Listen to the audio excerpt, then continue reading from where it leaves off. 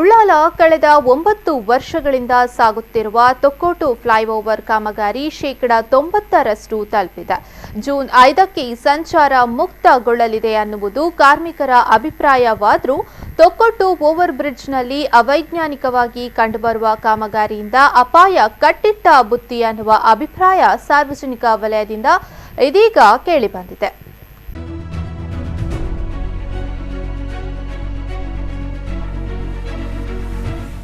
2010ರಲ್ಲಿ ಮಂಜೂರುಗೊಂಡ Thokkottu flyover ಕಾಮಗಾರಿ ಆಮೆಗತಿಯಲ್ಲಿ ಸಾಗ್ತಿತ್ತು.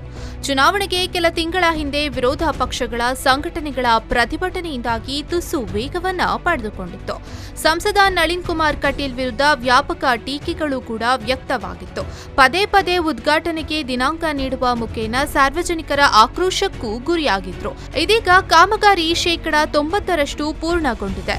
ಗುತ್ತಿಗೆ ವಹಿಸಿಕೊಂಡಿರುವ ನವಯುಗ ಕಂಪನಿಯ ಪ್ರಾಜೆಕ್ಟ್ ಮ್ಯಾನೇಜರ್ ಅವರ ನಿರ್ದೇಶನದ ಪ್ರಕಾರ ಜೂನ್ 5ರಿಂದ ಸಂಚಾರಕ್ಕೆ ಮುಕ್ತಿಯಾಗಲಿದೆ.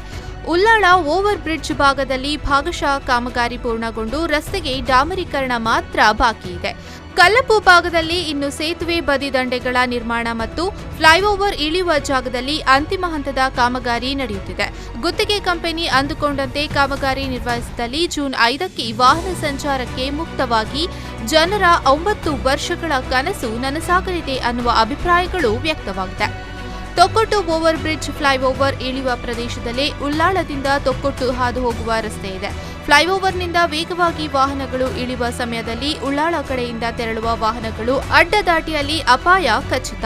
ಕಲ್ಲಪ್ಪು ಭಾಗದಲ್ಲಿ ಒಂದು ಮುಖವಿದ್ರೆ ಇನ್ನೊಂದು ಭಾಗ ಕಾಪಿಕಾಡ್ನಲ್ಲಿ ಮುಕ್ತಾಯಗೊಳ್ಳುವ ಪ್ಲಾನ್ ಇತ್ತು.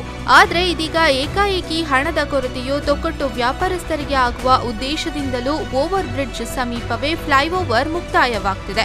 ಅಪಾಯದ ಕುರಿತು ಇಂಜಿನಿಯರ್ಗಳು ಹೇಳುವಂತೆ ಅಪಘಾತ ತಡೆಗಟ್ಟಲು ಉಳ್ಳಾಲ ರಸ್ತೆಯಲ್ಲಿ ಸ್ಪೀಡ್ ಬ್ರೇಕರ್, ಸಿಗ್ನಲ್ ಹಾಗೂ ಪೊಲೀಸ್ ಸಿಬ್ಬಂದಿಯನ್ನು ಅಳವಡಿಸುವ ಯೋಜನೆ ಇದೆ ಅನ್ನುತ್ತಾರೆ. ಆದರೆ ತಡರಾತ್ರಿಗಳಲ್ಲಿ ಅದೆಲ್ಲದರ ಕಾರ್ಯಾಚರಣೆ ಅಸಾಧ್ಯ ಎಂದು ಹೇಳಿದರು.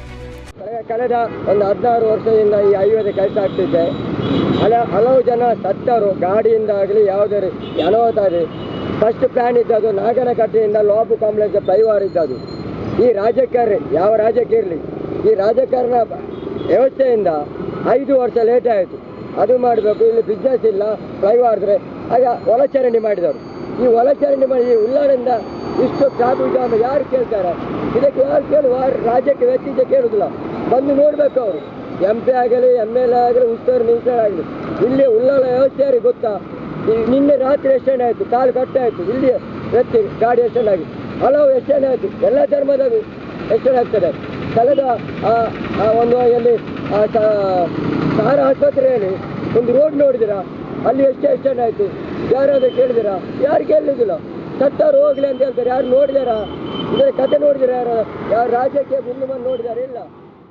Arif Kalkatta, V4 News 24/7 Ullal.